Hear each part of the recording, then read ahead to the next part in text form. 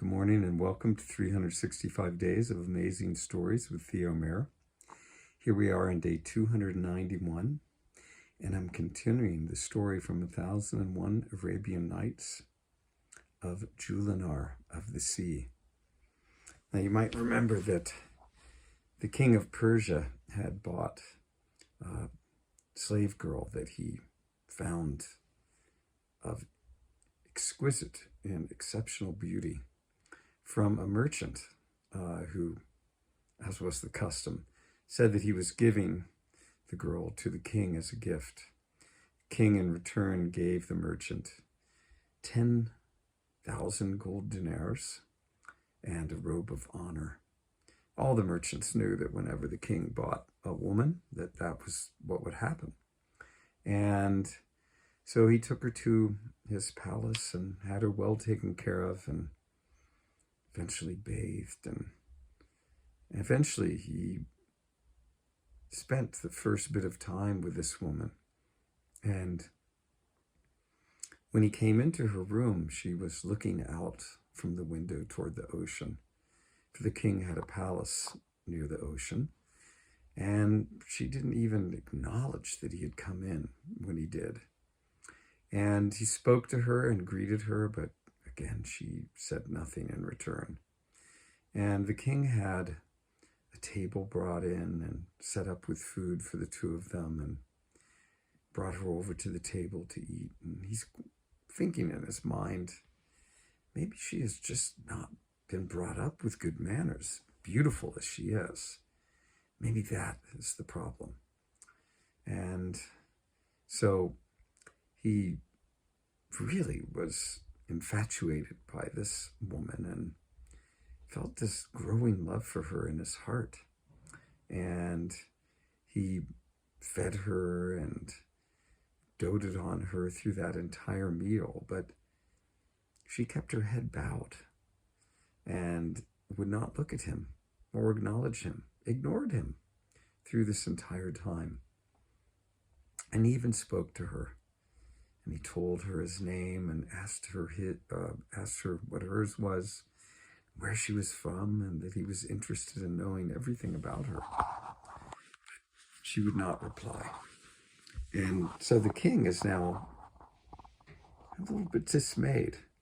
But eventually the servants come and they remove the table and the rest of the food. And he goes about his business for the rest of the day. Now, days passed, and he asked his servants, does she ever say a word? And the reply is, no, sire, she has never uttered a single word. Well, it did not keep him at all from giving her his full attention. In fact, all of his other concubines that he had, and he stopped seeing any of them, simply to be with this woman who he felt was the lot of his life. Well, days turned into weeks, weeks into months, and before he knew it, a full year had passed. And the king spent as much time as he could with this fair lady who he had set his heart upon. And finally, there came a day where he couldn't really contain himself anymore. And he said to her, my dearest, my sweetest, if it is within you to speak, please speak to me, because I will confess at this very moment that there is nothing more important to me than you. My kingdom is but like a grain of salt in comparison to how I feel about you. I would give everything and anything I had in order to hear you speak and to know that you were okay. So if you can speak, please speak to me. For the only thing that I could wish for is that with you I could have a son who would inherit this kingdom after me and rule over it. Because look at me, I am getting old. I cannot manage these affairs by myself. I do not have relatives to turn to. And my only wish again would be that we would bear a son together that could inherit all of this after me. My dearest, if you can speak, please, please let me know. Well, this Jullanar, for that was her name, raised her eyes and looked upon the king. And she said, O mighty king, O valiant lion, may your enemies be vanquished, and may you live in splendor and long life.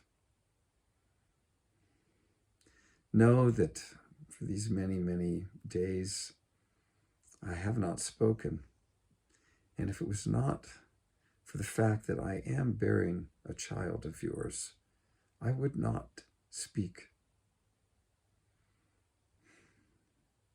I do not know whether I bear a daughter or a son, but I do bear a child with you. And for this reason, I speak to you now and let you know that if I had not borne a child, I not only would have not spoken to you, but I would have left as well. With this, the king, a smile grew over his face, and he said, You've relieved me of two sorrows at this very moment. One, to hear and to know that you can speak. This is more important to me than my entire kingdom, he said. But second, to know that you are bearing my child. This relieves a sorrow that is greater than I can express. But why? Why? Please tell me. How can you have borne not speaking to me this entire time? What is it that has prompted you to do so? Jullanar replied, O king, O mighty, valiant king, I have not spoken to you because I am a foreigner here. I am homeless, and on top of that, I am a captive. For that reason, I have not spoken. Well, the king, on hearing this, his eyes somewhat grew wide with astonishment, for in his mind and in his heart, through all of this time, he had been willing to offer his entire kingdom to her and live with her in beauty and splendor. And he said to her, How can you think of yourself as a captive here? You are free. You're free to come and go as you please. I am not holding you here. And he said, on top of this, this is your home. Allow it to be so. And we'll stop the story here and see what happens next in this conversation between the two of them. Thanks for joining. Have a good rest of your day.